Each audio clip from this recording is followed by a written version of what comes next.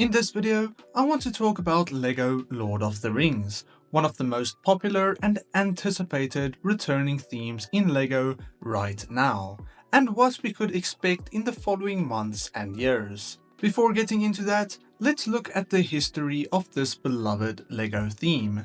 Despite these beloved film adaptations releasing all the way back in 2001 through 2003, we never got to see some LEGO sets based around these movies, unlike other franchises releasing films at the time, such as Harry Potter and the Star Wars prequels, which both got some sets to promote these movies.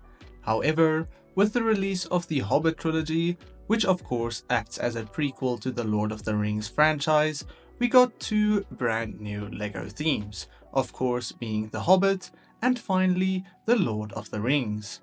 It's also important to note that these sets coincided with the brand new LEGO Lord of the Rings video game that would release a few months after the release of these sets.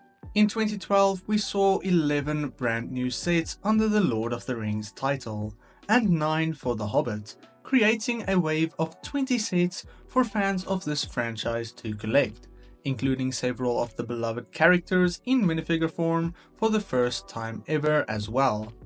To me, some of the most notable sets in this initial wave is the Uruk-hai army, the Mines of Moria, and the Orc Forge. And then for the Hobbit sets, standouts are the Goblin King battle and the Barrel Escape. And then of course, an Unexpected Gathering, which was one of the most popular sets from these two waves and my personal favorite. There were so many minifigures introduced in these sets, and in 2012 there were 56 different minifigures for The Hobbit and the Lord of the Rings together, which is an impressive number for an initial release. Many of these minifigures included different hobbits and dwarfs, such as Frodo and Bilbo, Gimli and Philly, and so many others. We also saw several different elves, which are some of my favorites from the Lord of the Rings minifigures, as I just think elves are so cool and getting their hair and ear molds always looks so good in LEGO form. We also saw many different orcs, and this was especially popular in the community as many people started to collect these orcs in high quantities, building them up in massive armies. It was a shame we never saw any proper battle pack style sets for the Lord of the Rings, as army builders would love this kind of thing in this theme. This initial wave was a dream come true for the rising number of LEGO fantasy, medieval or castle fans, as sets in these kinds of themes weren't made that often and sometimes were really bare. Now however, fantasy and medieval LEGO creations and custom minifigures were rising in popularity, as we got so much more to work with. But of course, the love for these kinds of things would only skyrocket long after this theme's retirement. Despite the love these sets received and the enhanced attention they get today, the second wave of sets wasn't as popular or as fleshed out. In 2013, we got 5 sets for the Lord of the Rings and 9 for the Hobbit, making a total of 14 sets, which still isn't bad at all, but taking into account that many of these sets aren't even proper sets, but rather polybags or mini trinkets, it isn't that great. We had some really good sets such as the Dol Guldur battle and the Lake Town chase, and then the Mirkwood elf army, which is the closest thing to a battle pack we could hope to get. And then for the Lord of the Rings, we saw the Tower of Orthanc and the Pirate Ship Ambush, which were both really cool sets as well. As for the minifigures, we of course saw a smaller number of new characters this year as well, this time 34, which still for 14 sets isn't bad at all. Some of these minifigures were really good of course, Thranduil and the Mouth of Sauron being some of my favorites of the year. 2014 sadly marked the end of this theme.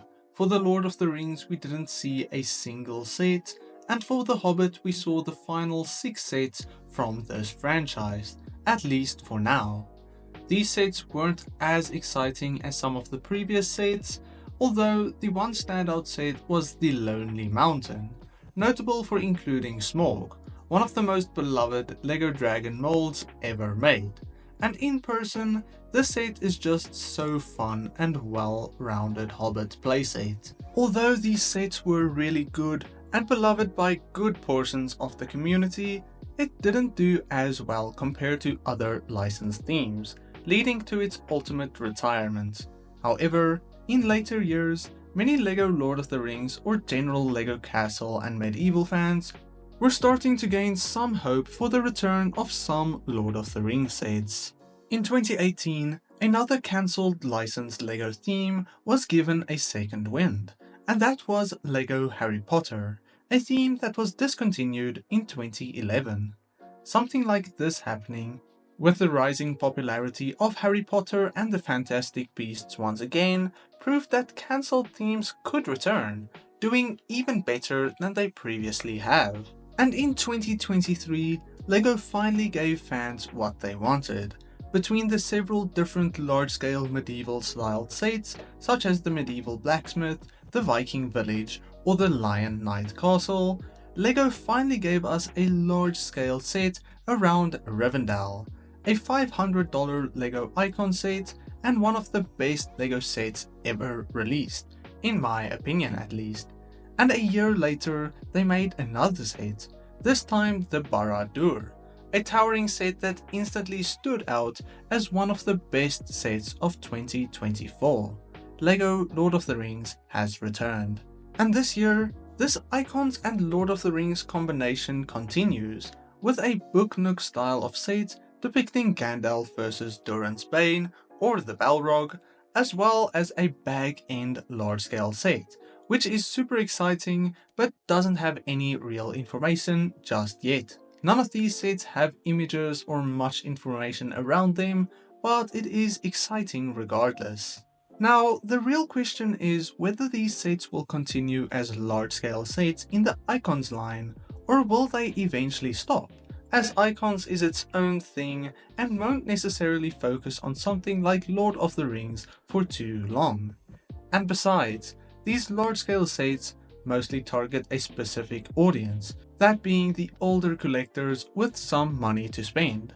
Fans have been speculating when and how LEGO Lord of the Rings will continue further, and anxiously waiting for some news on a potential full remake of this theme, with several smaller sets, cheaper ways to get these beloved minifigures, and perhaps things from the expanded universe of Lord of the Rings.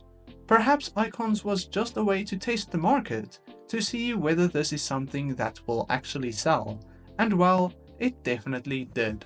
Another thing to mention is that we have seen quite a few brickhead sets from Lord of the Rings, another sign that perhaps LEGO wants to move further with this theme, and I definitely think so. But of course, we have no concrete evidence about the far future just yet.